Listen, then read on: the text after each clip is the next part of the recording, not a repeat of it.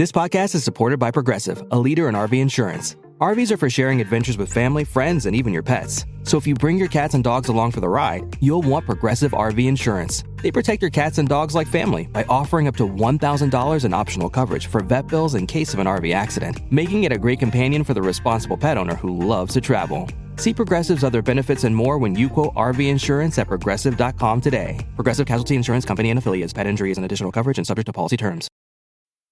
Fellas, you know Degree Cool Rush deodorant, right? Well, last year they changed the formula, and guys were mad about it. One dude even started a petition. So guess what? Degree heard us, admitted they messed up, and brought the original Cool Rush scent back exactly how it was. And it's in Walmart, Target, and other stores now for under $4. So grab some and remember why its cool, crisp, and fresh scent made it the #1 men's antiperspirant for the last decade. Degree Cool Rush is back, and it smells like victory for all of us.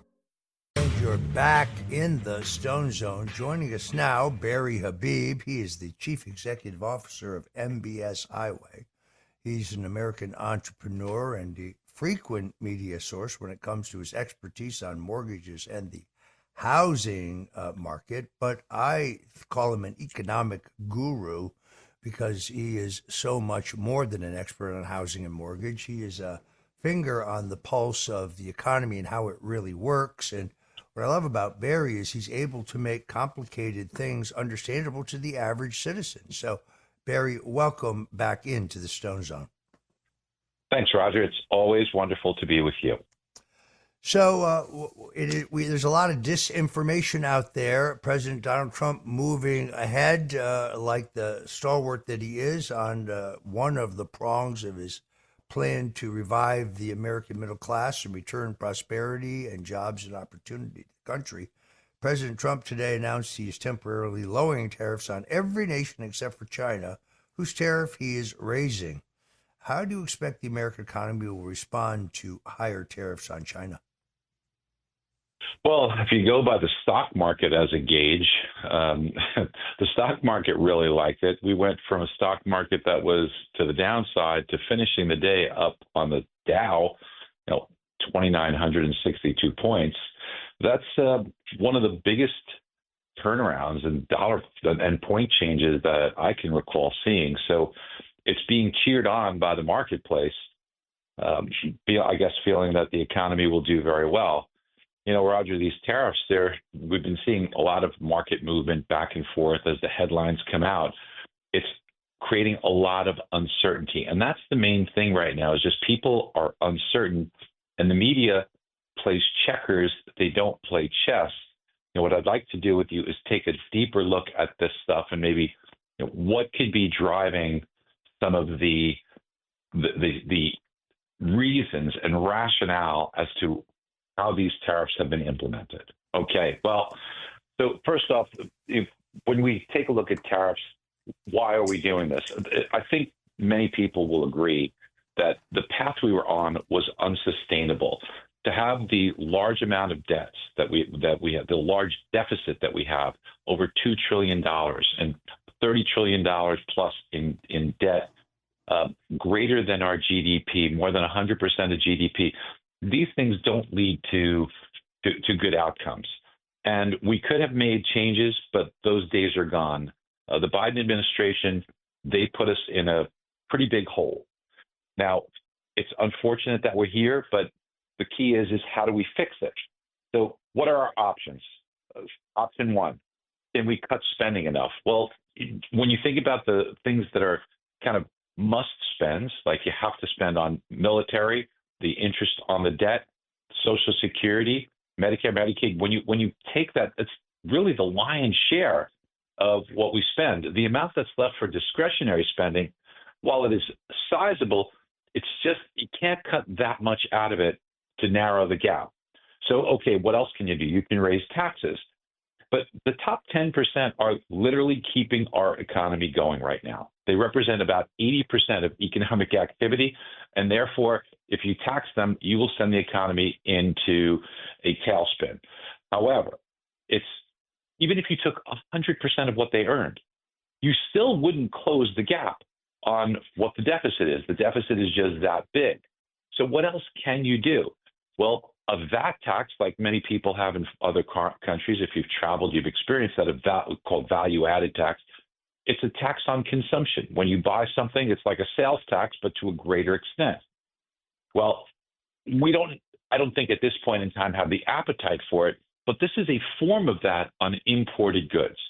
So in trying to do this, you're trying to raise revenue and take in revenue to reduce the deficit, and you could do it in a sizable manner without having to go to extremes on taxing people to hurt the economy or cutting vital things that are things that we depend upon, or cutting the military too thin. So it's understandable. However, it does have a downside, because what happens now is imported goods could wind up costing more, but people don't understand how it works. They see the headlines, they hear all this crap, and the negative media bias, and anything that Trump does, they want to criticize. So it's easy to take pot shots, but let's take a little bit of a dive where people don't understand it.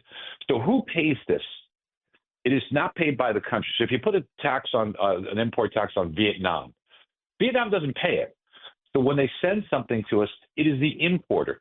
XYZ company wants to buy these shirts or clothing or dress or pants from Vietnam. They buy it, they pay the tax. It's like when you go to a store and you pay a sales tax.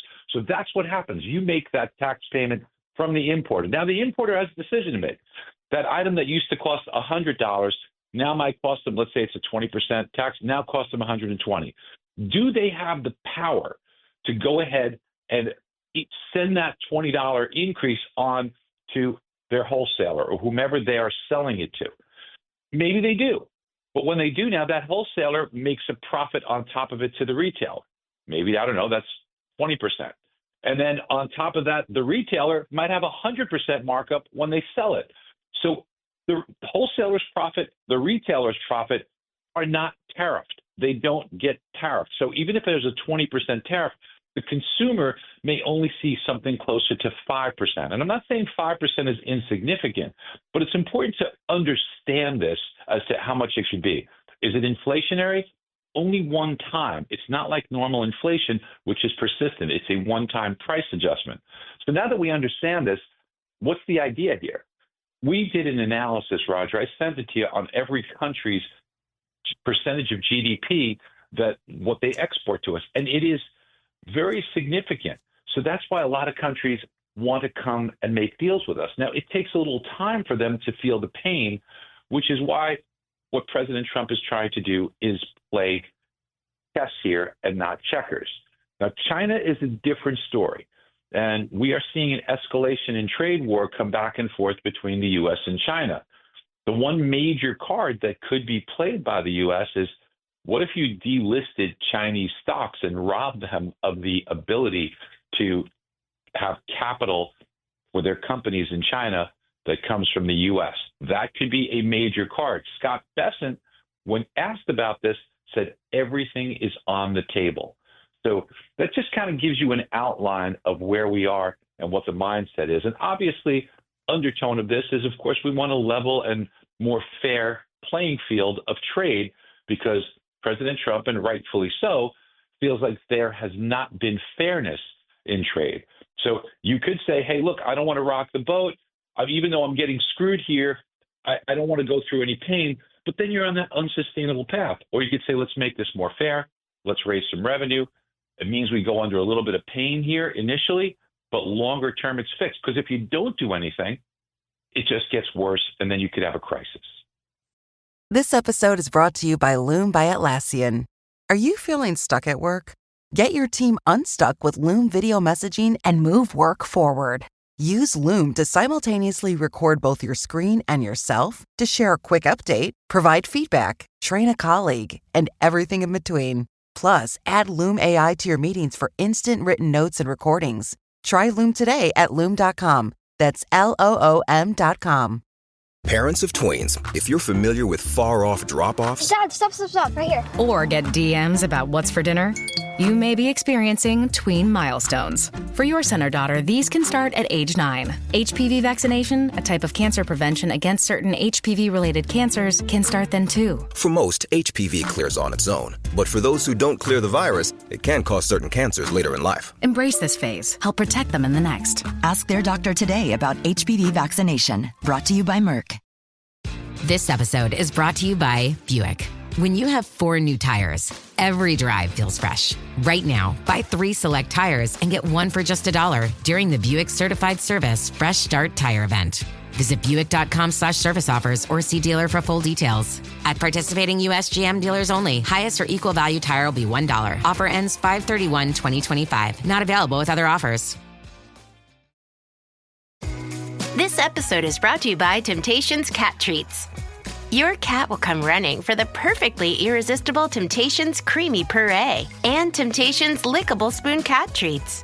The best time to feed lickable cat treats to your cat is anytime. Feed by hand for a playful moment, in a bowl for a creamy treat, or as a topper to make mealtime fun. Visit TemptationsTreats.com to learn more. I watched Secretary Bessent did a press stand-up outside the White House not long ago, a couple of hours ago. I am really in awe at this guy's skills as a communicator. I think he is a very reassuring voice of calm. I mean, I know him, and I know him to be an outside-the-box thinker who is completely loyal to the president and completely committed to this plan. The New Republic ran a totally baseless article the other day saying he was so upset by the president's economic plan that he was thinking of resigning. I spoke to Bessent myself Sunday night. Whole cloth, nothing to it whatsoever. He is deeply committed to the president's plan, and he gave me a number of reasons why he thought it would work in the long term. But you're right, Trump is playing the long game. Now, I also saw Secretary of Commerce Lutnick on the Sunday shows last Sunday. My takeaway was not candidly as positive.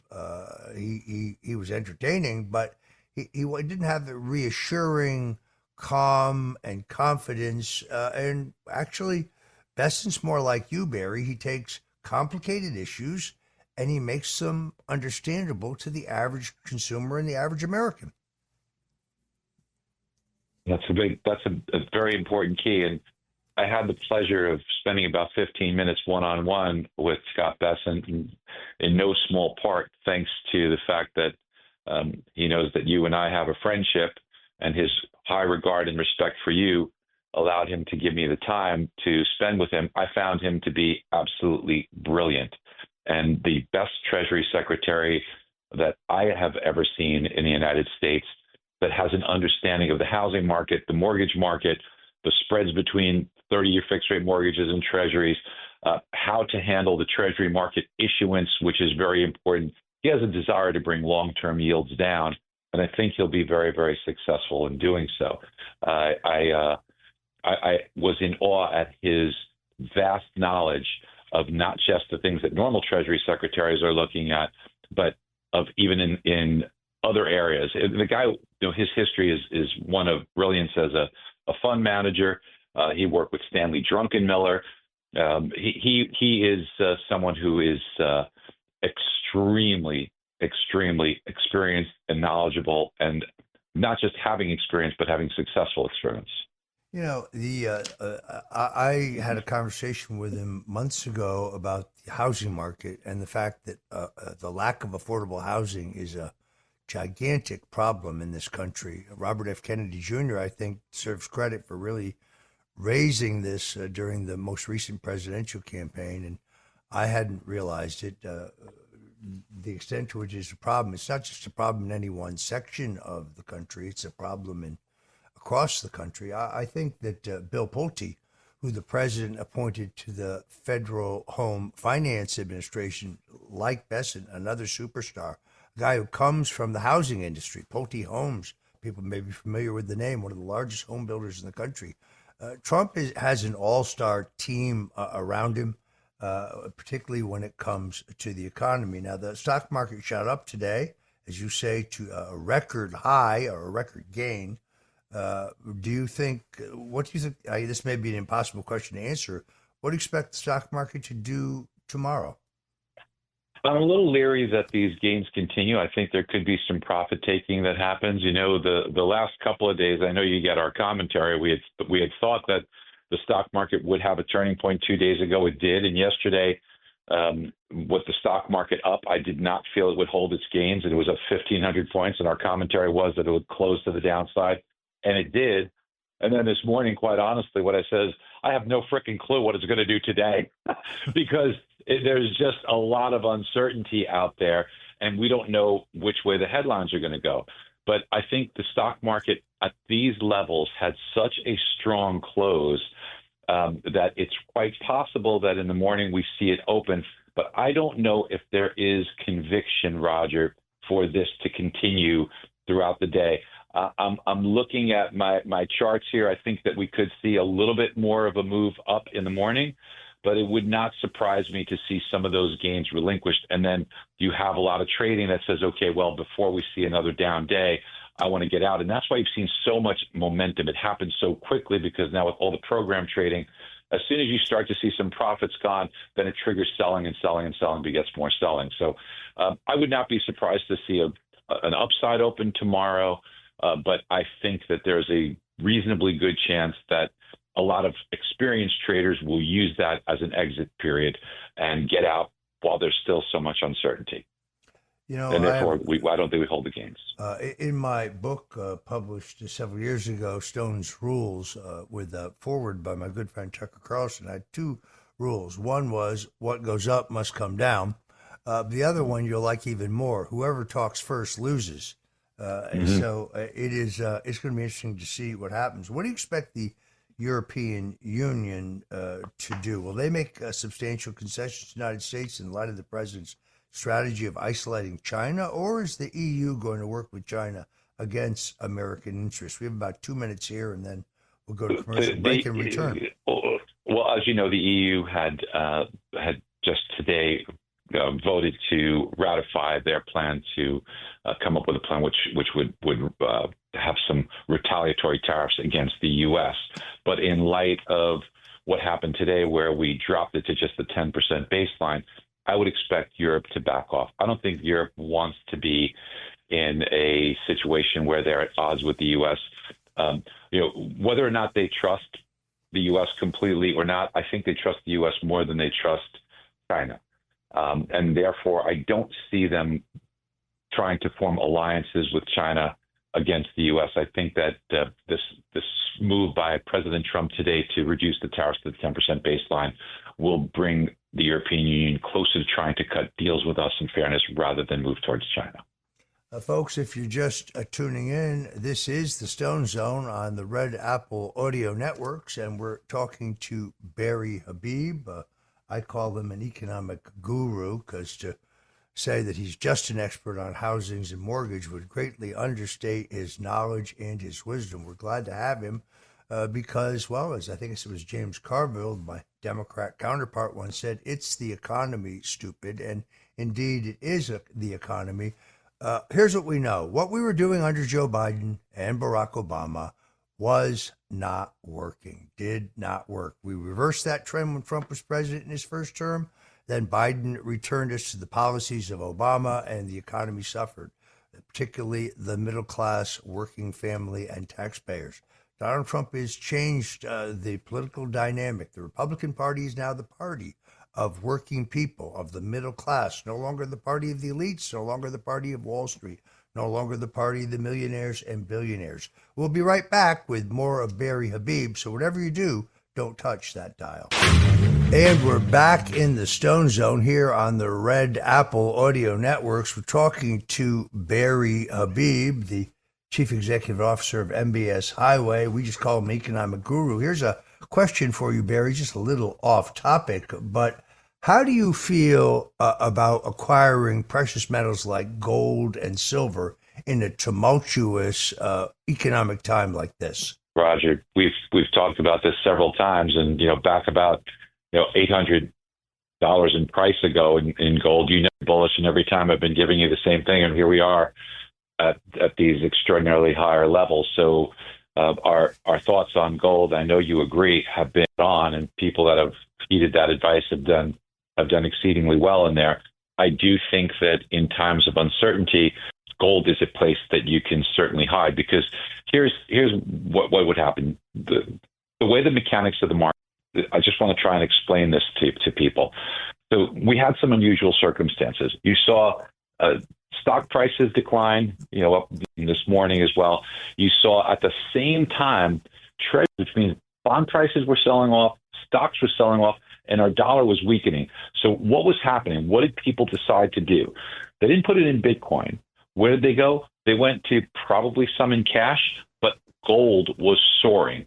So a lot of people put their money in gold. So during times of volatility and uncertainty, gold seems to be the place to be. And it was very interesting because as stocks rallied and came back, and the bond market came back, so yields declined, so people bought bonds, they really bought stocks. But what did they do?